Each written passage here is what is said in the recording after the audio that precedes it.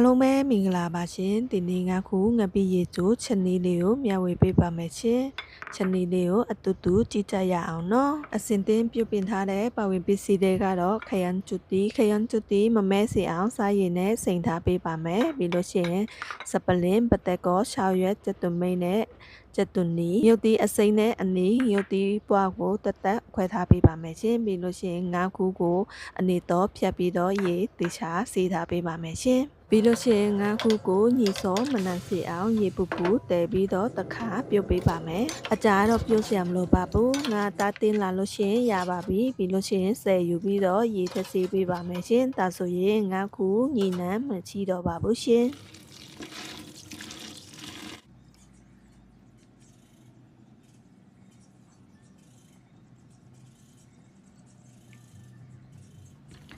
ပြီးရင်ငုတ်သီးအစိမ့်အနီးငုတ်သီးပွားကိုလော်ပေးပါမယ်ရှင်နည်းနည်းတူးသွားအောင်လော်ပေးပါမယ်အနက်လည်းမွေးတာပေါ့နော်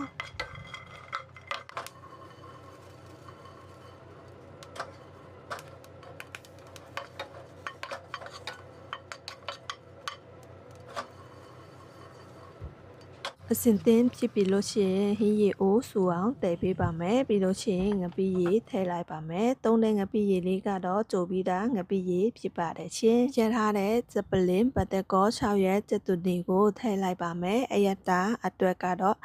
ကျက်သားမုံနဲ့ဟင်းချုံမုံကိုထည့်လိုက်ပါမယ်ငပိရည်ထဲမှာအငန်းပါနေလို့ပါစားထည့်စရာမလိုတော့ပါဘူးဓမ္မအောင်မွေပေးပြီးတော့အယတာမိကြည့်ပေးပါမယ်အငန်းနည်းနည်းလေးသွားလို့တကြားနည်းနည်းထည့်လိုက်ပါမယ်ရှင်အယတာလည်းကောင်းပြီလို့ရှိရင်စေးထားတဲ့ငါးခုကိုထည့်လိုက်ပါမယ်ပြီးရင်ခရမ်းကျွတ်တီးကိုလည်းထည့်ပေးလိုက်ပါမယ်အဖုံးအုပ်ပြီးတော့ငါးနူးတီအုပ်ပေးပါမယ်ရှင်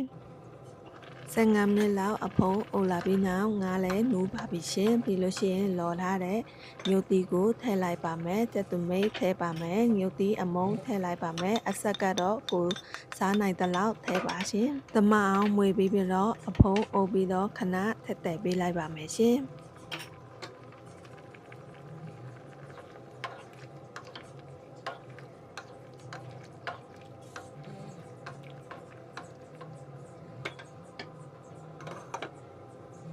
ဒါဆိုရင်ငါခုငပိရေကျိုးရပါပြီရှင်လို့ရတာလဲလွယ်ကူပြီးတော့အရန်လဲစားကောင်းပါတယ်သမင်းတအိုးတောင်ကုန်ပါတယ်ရှင်အဆုံးထိကြည်လာပေးတဲ့အတွက်အရန်ကျေးဇူးတင်ပါတယ်ရှင်နောက်ထပ်ဗီဒီယိုမှာပြန်ဆုံကြပါမယ်ရှင်